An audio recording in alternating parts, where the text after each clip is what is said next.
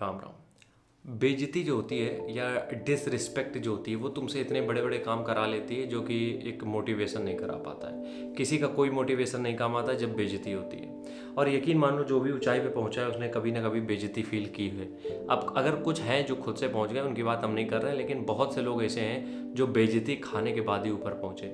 और बेइज्जती सिर्फ एक तरीके से नहीं होती है, बेइज्जती बहुत तरीके से होती है। तो अगर तुम्हारा पढ़ाई में मन नहीं लग रहा है तो एक बार ये थोड़ा सा अपना इमेजिन करके देखो बेइज्जती के बारे में। सबसे पहली बेइज्जती होती है आजकल जो हो रही है लड़की के छोड़ के जाना, क्योंकि बहुत बड़ी बात होती है एक लौंडे के लिए अगर लड़की छोड़ के चली जाए और वो ये बोल दे कि हमें बात नहीं करनी है। और ये हम पर्सनल एक्सपीरियंस नहीं बता रहे हैं, तुम ही लोग बताते हो, उसी पे हम बता रहे हैं। तो सबसे पहली चीज़ तो ये बेइज्जती यही हो जाती है कि जब कोई लड़की बिना बताए छोड़ के चली जाती है तब हमें लगता है कि हम इतने भी कैपेबल नहीं कि मेरे साथ रुक सकती थी। पहली चीज़ हो गई है। दूसरी चीज़ यहाँ पे होती है बेइज्जती की फैमिली में, और ये वाली बेइज्जती बहुत तगड़ी हिट करती है। मान लो तुम्हारे पास पैसा नहीं है और कहीं पे तुमने बहुत ज़्यादा ह्यूमिलिएशन फील कर दिया है, किसी ने तुम्हें बहुत नीचा दिखा दिया है, तो ये ह्यूमिलिटी जो होती है, और खासकर अपनी नहीं घर वालों की अगर हो जाए बेइज्जती तो वो ज़्यादा फील होती है। क्योंकि अपनी बेइज्जती तो हम लोग बचपन से कराते ही आ रहे हैं, लेकिन जब घर वालों की बेइज्जती होती है तो ऐसा लगता है यार अब हम इतने भी नहीं बन पा रहे हैं कि घर वालों की बेइज्जती हो रही है। तो उस कंडीशन में भी एक मोटिवेशन आता है कि यार अब कुछ ना कुछ तो ऐसा करना पड़ेगा जिससे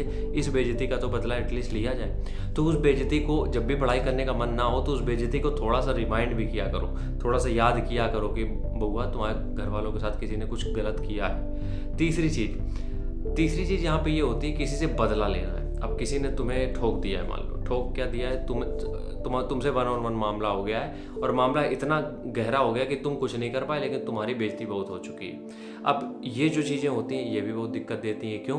क्योंकि ये अंदर ही अंदर हमें लगता है कि यार हम बिल्कुल ही कमज़ोर हैं क्या, एकदम मतलब फील होता है गंदगी टाइप।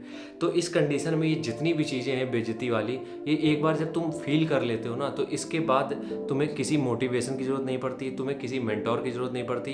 तुम्हारे दिमाग में क्लैरिटी आ ही जाती है कि अब हमें ये करना है क्योंकि हमें चीज़ें सही करनी है। ठीक है। और एक ताज्जुब की बात यह भी है कि जब वो चीज़ें तुम्हें मिल जाएंगी तो तुम्हारा इस तरह मन भी नहीं लगेगा कि किसी से बदला लेना है या कुछ भी करना है, कुछ दिमाग में भी नहीं रहेगा। लेकिन हमें क्या करना है यार, हमें तो उस एग्ज़ाम तक पहुंचना है बस कैसे भी करके। तो ये बेइज्जती जो हो रही है, ये सारी बेइज्जतियाँ जो हो रही हैं, इनको अगर तुम फील करोगे तो तुम्हारे लिए बहुत बढ़िया है और तुम्हारे ही बहुत काम आएगा। तो जब भी पढ़ाई करने का मन ना हो तो यही जो चीज़ें तुम्हारे साथ हुई हैं या होती चली आई हैं या फिर अभी भी हाल में हुई हैं, इन सबको फील करने लगो। और जिस दिन कम पढ़ने का मन हो उस दिन भी ये चीज़ें फील कर लो। यकीन मानो 2 घंटा ज़्यादा पढ़ोगे, क्योंकि बेइज्जती से अच्छा मेंटोर कोई हो ही नहीं सकता है, बेइज्जती से अच्छा टीचर कोई नहीं हो सकता है, और बेइज्जती से अच्छा मोटिवेटर कोई नहीं हो सकता है। क्योंकि जो वो बेइज्जती हुई है वो तुमसे, तुम्हारे ऊपर पर्सनल अटैक हुआ है, ठीक है, तुमसे 1-on-1 वाला मामला हुआ है। तो इस बीच में मॉडरेटर कोई नहीं है बीच में, तुम्हारी लड़ाई सिर्फ सामने वाले से डायरेक्ट। और इस लड़ाई से जीतने के लिए तुम्हारे पास हथियार एक ही है, वो है पढ़ाई।